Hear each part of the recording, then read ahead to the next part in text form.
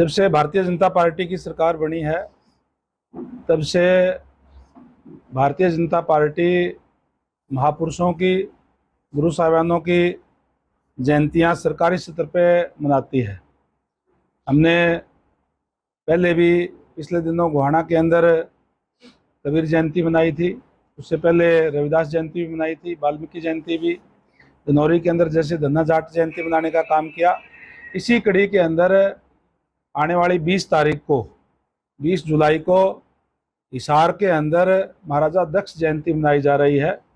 आज इसी का निमंत्रण देने के लिए मैं यहाँ सिरसा में पहुंचा हूँ, जिसमें मुख्य अतिथि आदरणीय नायब सैनी जी होंगे।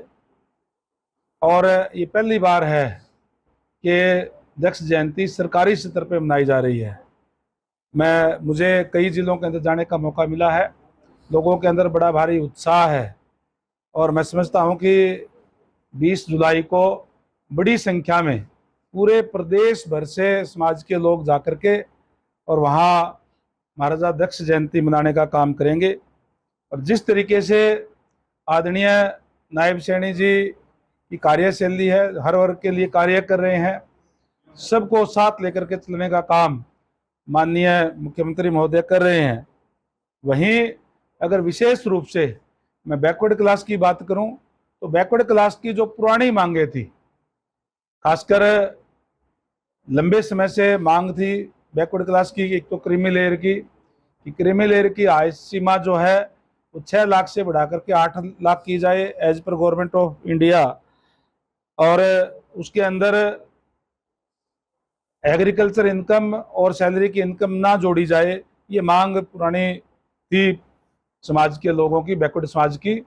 और इसके अलावा भी जो पिछली सरकारों के अंदर जिस तरीके से, खासकर भारतीय जनता पार्टी की सरकार बनने से पहले 10 साल तक कांग्रेस का सरकार रही, जिसमें भूपेंद्र सिंह हुड्डा जी चीफ मिनिस्टर थे, और भूपेंद्र सिंह हुड्डा जी के टाइम पे जो खासकर अगर जो सबसे ज़्यादा किसी के साथ अन्याय हुआ तो बैकवर्ड क्लास के साथ हुआ, क्योंकि उन्होंने उनके समय में नौकरियां या तो पैसे से मिलती थी और या फिर पॉलिटिकल सिफारिश से मिलती थी। और बैकवर्ड क्लास में, उसमें भी खासकर जो मोस्ट बैकवर्ड जिसको कहते हैं बीसीए, उन लोगों के पास ना तो ज़्यादा राजनीतिक लोग होते हैं और ना ही उनके पास पैसा होता, सारे के सारे हाथ से काम करने वाले लोग होते हैं। जब भी कोई सरकारी वैकेंसीज निकलती थी तो जितनी नौकरियां निकलती थी, मान लो बीसीए की 40 वैकेंसीज निकली है, 5-7 लेकर के एक छोटी सी लाइन नीचे लिख देते थे कि योग्य उम्मीदवार ना मिलने के कारण ये पद रिक्त छोड़ जाते हैं, तो बैकलॉग रह जाता था।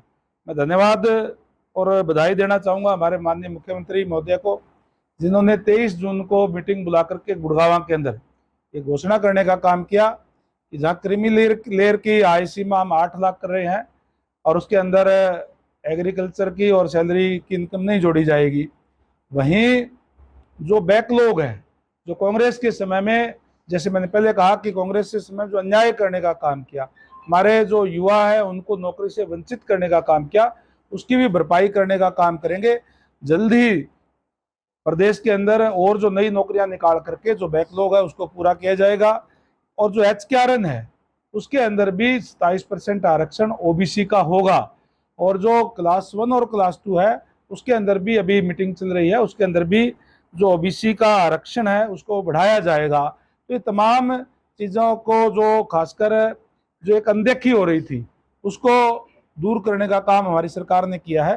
और मैं समझता हूँ कि आज नायब सैनी जी के साथ जिस तरीके से उन्होंने जो फैसले लिए हैं, चाहे पंचायतों के लिए, खासकर जो सरपंचों की मांग थी कि उनकी जो कार्य करने की जो है वो बढ़ाई जाए, उनकी पावर बढ़ाई जाए, उसको भी बढ़ाने का काम किया है। अब जहां बिना टेंडर के पहले 5 लाख रुपए थे उसको 21 लाख रुपए कर दिया गया है, और कितने ही काम जो है गांव के अंदर सरपंच और पंचायत गांव की जो करवा सकती है। तो मैं समझता हूं कि हर वर्ग को साथ लेके चल रहे हैं, और आने वाले विधानसभा चुनाव के अंदर भी लगातार तीसरी बार भारतीय जनता पार्टी की सरकार इस बार जो है नायब सैनी जी के नेतृत्व में बनेगी।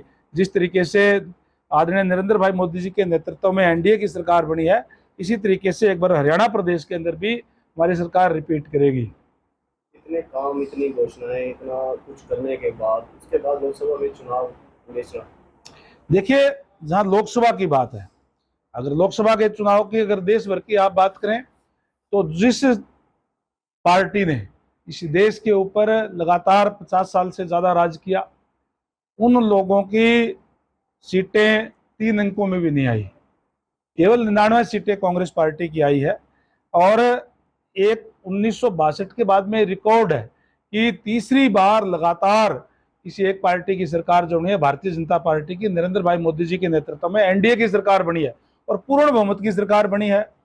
ये कांग्रेस पार्टी के लोग इस बात को खुश हो रहे हैं कि जो 400 पार का नारा भारतीय जनता पार्टी ने दिया था, वो उसकी 400 सीटें नहीं आई।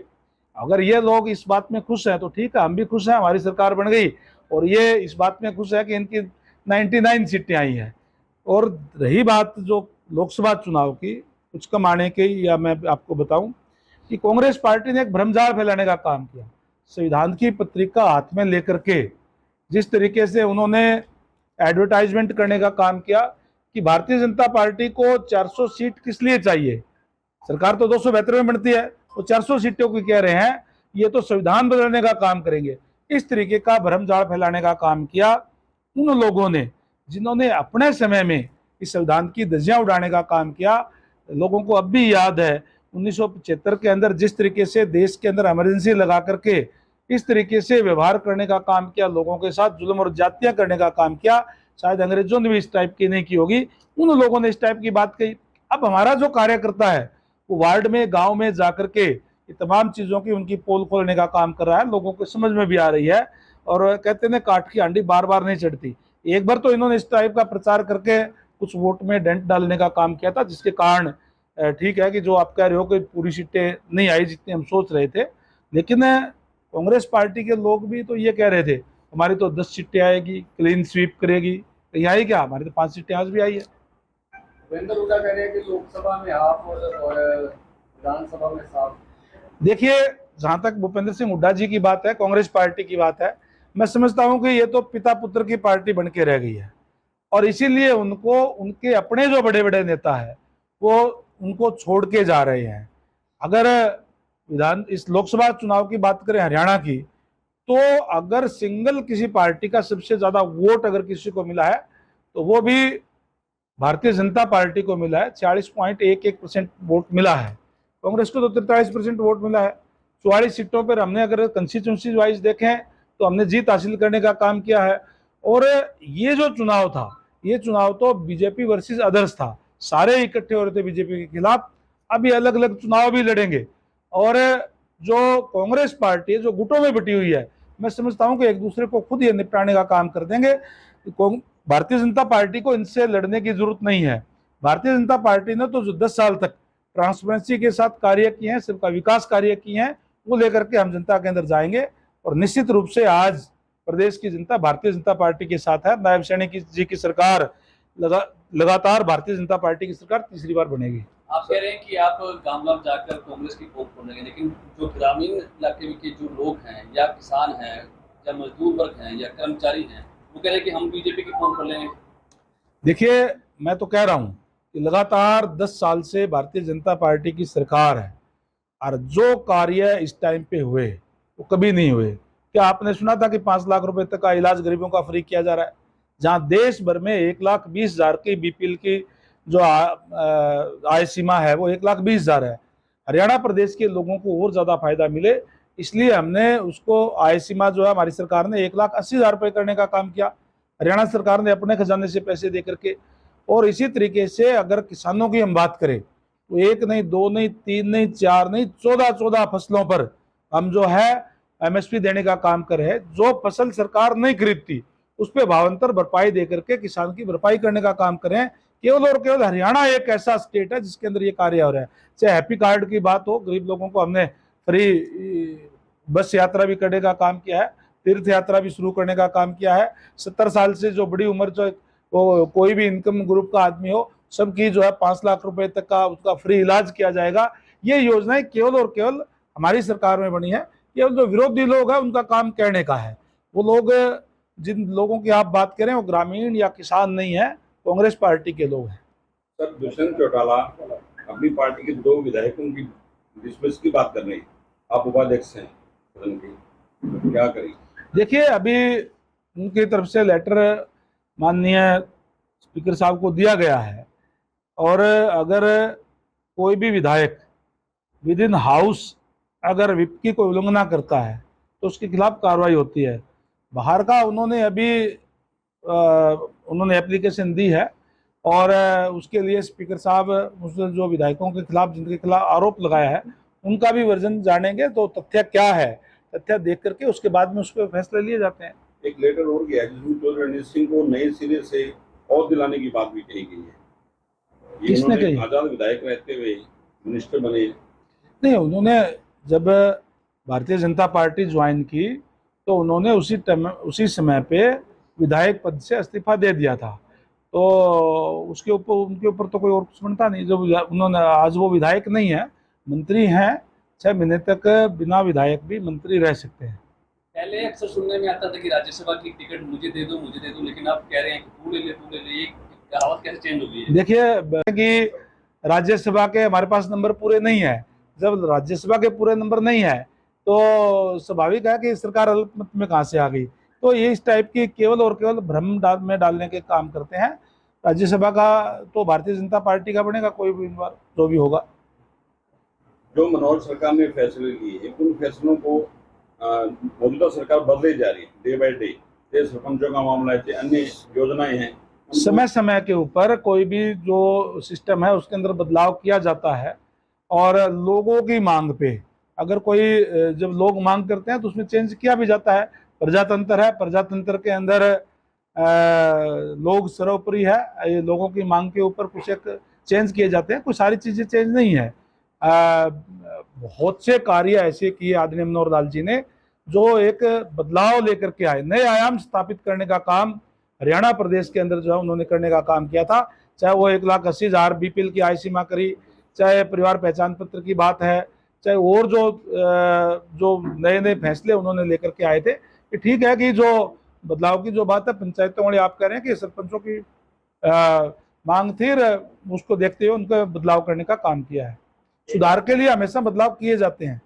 सर, भारतीय जनता पार्टी ने बहुत समय रहते पहले मुख्यमंत्री का चेहरा घोषित कर दिया है, जिसको आप कैसे देखें? प्रदेश अध्यक्ष नया दे दिया और सीएम का चेहरा भी नया दे दिया।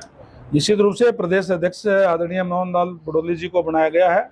एक बहुत ही अनुभवी नेता मोहन लाल बड़ौली जी हैं, जिनके पास विधायक का भी अनुभव है, संगठन का भी लंबे समय का अनुभव है। महामंत्री वो अब थे, उनको प्रदेश अध्यक्ष का दायित्व दिया गया है। निश्चित रूप से उनके प्रदेश अध्यक्ष बनने से, जहाँ माननीय नायब सैनी जी का, क्योंकि मुख्यमंत्री का दायित्व भी उनके पास था, प्रदेश अध्यक्ष का भी था, उनका काम बटेगा और अच्छी तरीके से जो है वो वर्करों में जा करके और उनको दिशा निर्देश दे करके कार्य करेंगे, और उनका लाभ जो है हमारे वर्कर्स को मिलेगा, उनके अनुभव का लाभ जो है। और मुख्यमंत्री तो हमने पहले ही, हमारे जो है हाईकमांड ने उनको तय कर ही दिया, उसमें कोई है दो राय है ही नहीं। भाजपा पर जाट की राजनीति करने के आरोप भी कई बार विपक्षी दल लगाते हैं। विपक्षी दलों के पास और कुछ बोलने के लिए है नहीं, इसलिए वो इस उच्च स्तर पे जो है जातिगत स्तर पे आते हैं। भारतीय जनता पार्टी सबको साथ लेके चलने वाली पार्टी है, ना तो क्षेत्रवाद ना कोई जातिवाद। सारे के सारे हरियाणा एक का नारा देकर के, और जिस तरीके से मनोहर लाल जी ने सरकार चलाने का काम किया था, अब उसको आगे चलाने का काम जो है, उसको और आगे बढ़ाने का काम नायब सैनी जी कर रहे हैं। किन मुद्दों पे विधानसभा चुनाव रहेगा भाजपा का? केवल और केवल विकास का मुद्दा, जो हमने 10 साल तक ट्रांसपेरेंसी से कार्य किए, लोगों के अंदर हमें उन्हीं चीज़ों को लेकर के जाएंगे। और मैं समझता हूं कि आज प्रदेश के लोग भारतीय जनता पार्टी के साथ हैं। गंगवा जी, आज हाई कोर्ट ने फैसला दिया किसानों को उठाने का, शंभू बोर्ड खाली करने का, तो किसानों का भी बयान है कि वो खाली नहीं करेंगे, किसानों से बातचीत की जाएगी या? चलो, वो अभी कोई फैसला आया है तो उस पर बैठ कर के बातचीत जो भी होगी उस पर करेंगे। लेकिन जहाँ तक किसानों की बात है, मैंने पहले कह दिया कि अगर चाहे वो सेंट्रल गवर्नमेंट की बात हो चाहे स्टेट की बात हो, हरियाणा की, तो सबसे ज़्यादा अगर किसी एक वर्ग के लिए कार्य किया है सरकार ने तो किसानों के लिए किया है। अब MSP पे फसलें खरीद रहे हैं, भावांतर भरपाई देने का भी काम कर रहे हैं। और सेंटर ने भी प्रधानमंत्री बीमा योजना लागू करके किसानों को राहत देने का काम किया है। शंभू बॉर्डर खाली कराने के लिए सरकार क्या यत्न करेगी? तो अभी इस पर कोई फैसला आया तो उस पर कोई बातचीत करेंगे, बाद में बताएंगे जैसे भी।